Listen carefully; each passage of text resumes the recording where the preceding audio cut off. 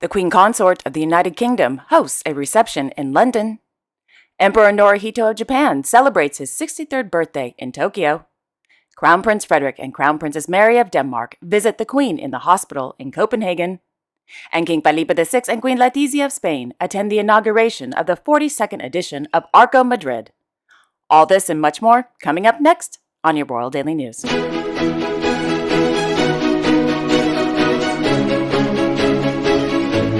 Well, good evening, everyone, and welcome to my channel. My name is Alexandra, and this is your Royal Daily News for February 23rd, 2023. In Madrid, Their Majesties King Felipe VI and Queen Letizia of Spain attended the inauguration of the 42nd edition of Arco Madrid, held at the IFEMA Madrid. Established in 1982 and organized by the IFEMA Madrid, Arco Madrid is one of the world's largest contemporary art fairs that showcases 211 galleries from 36 countries, quote, 170 in the general program, in addition to those taking part in the curated sections, 19 galleries in the Mediterranean, a round sea, 17 galleries in the Opening by Alliance, and 11 galleries in the Never the Same Latin American art. The Spanish gallery participation represents 34% of the fair, with a total of 71 galleries. For its part, the international segment is positioned at 66%, 140 galleries, of which 21% are Latin American, particularly from Argentina, Brazil, Mexico, Peru, positioning Arco Madrid as a meeting and exchange point between Europe and Latin America. End quote. During today's opening, Their Majesties were given a tour of each of the curated sections in halls 7 and 9, where they met with gallery owners, artists, and curators.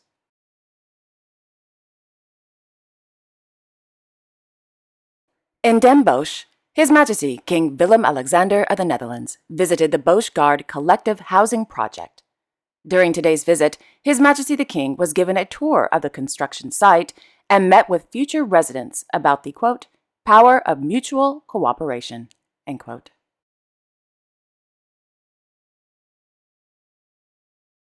In Den Haag, Her Majesty Queen Maxima of the Netherlands visited the Temporary Emergency Fund for Energy, TEFE, Customer Call Center. Launched on February 7, 2023, the TEFE supports, quote, vulnerable households that run into financial difficulties due to high energy prices.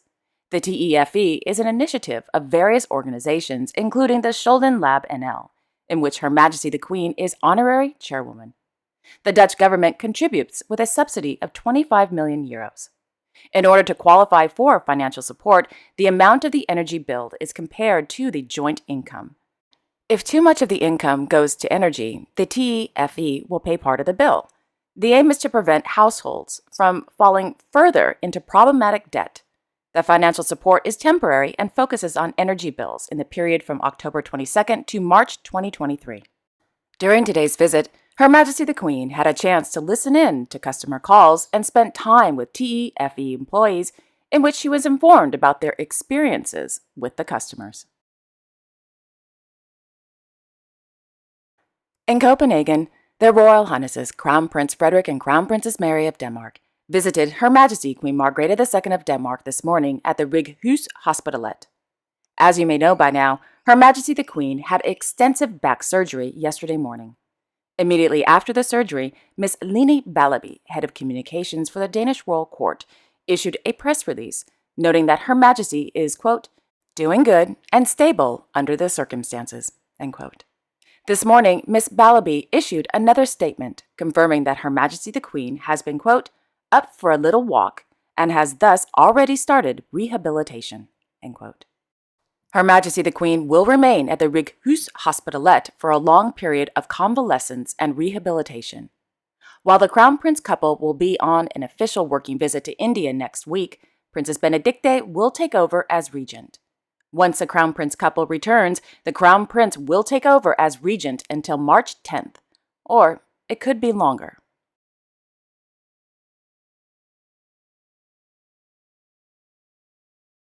In Stockholm, the Swedish Royal Court released a new photo of Her Royal Highness Princess Estelle of Sweden on the occasion of her 11th birthday. The princess is the only daughter of the Royal Highnesses Crown Princess Victoria and Prince Daniel of Sweden, and the firstborn granddaughter of their Majesties King Carl Gustaf and Queen Sylvia of Sweden.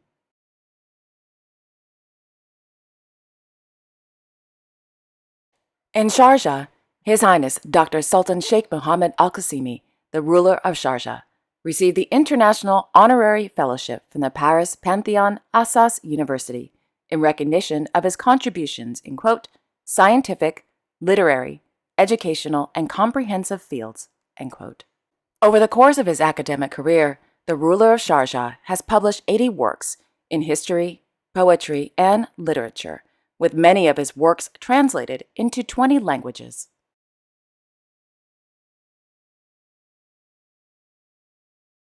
In Muscat, the chairman of the Sharjah Book Authority, Mr. Ahmed bin Rashad Al-Amiri, on behalf of the ruler of Sharjah, presented His Majesty Sultan Haytham bin Tariq Al Said of Oman a signed copy of his latest historical works entitled The History of Both Sayyid Imams in Oman, 1749 to 1856.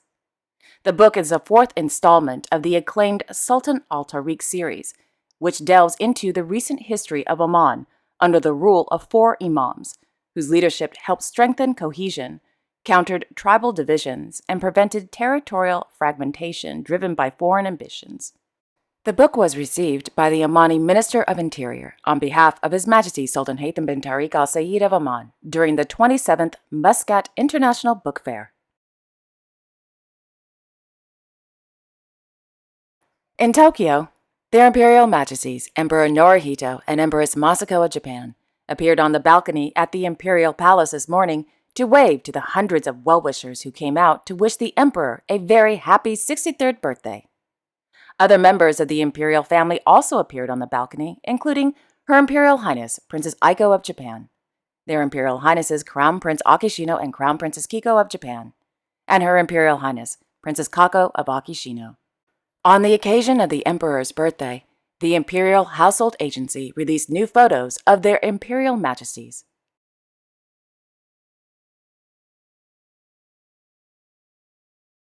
In London, Her Majesty the Queen Consort of the United Kingdom, accompanied by His Majesty King Charles III of the United Kingdom, hosted a reception at Clarence House on the occasion of the second anniversary of the Reading Room.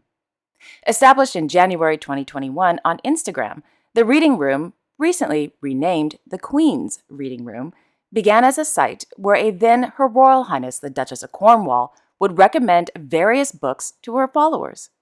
Today, the Queen's Reading Room is a, quote, charity working to provide opportunities for the appreciation of literature among adults and children in the United Kingdom and around the world. We seek to close the gap between writers and readers through accessible, educational, and free literary content available year-round. Our mission is to help more people find and connect with books that enrich their lives and turn them into lifelong readers, end quote. According to Buckingham Palace, during today's reception, Her Majesty the Queen Consort, quote, brought together authors and members of the literary community. In her speech, Her Majesty the Queen Consort said, human beings have always needed the connection of literature, its wisdom as well as its sheer escapism. In today's challenging climate, we need it more than ever, end quote. So very true. Anyway, if you're interested in learning more about the Queen's Reading Room and would like to follow the Queen's Reading Room on Instagram, which I highly recommend, in the description box below, I will leave direct links to the Queen's Reading Room official website and Instagram account.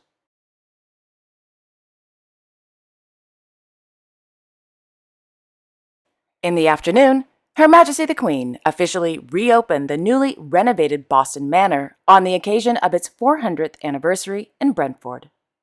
According to a press release, the Jacobean house will, quote, soon be open to the public and offers a learning center for children, with more than 150 volunteers ensuring the house can remain open 6 days a week, end quote.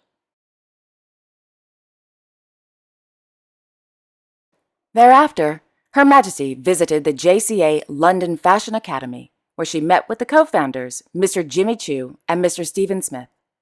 According to a press release, the JCA is a, quote, pioneering fashion school that prides itself on craftsmanship and offers students the opportunity to learn how to make clothing, hats, and shoes.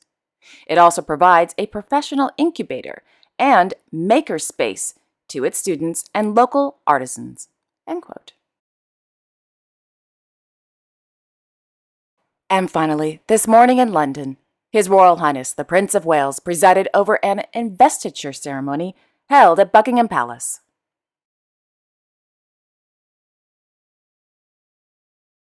In the afternoon, the Prince of Wales, as Royal Patron, visited the Passage, a homeless charity in central London.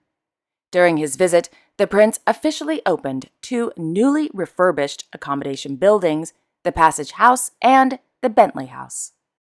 During today's opening, the Prince unveiled 2 new plaques, gave a speech, and met with residents, staff, and volunteers, whereupon he learned about the impact the new facilities will have on those whom the Passage supports.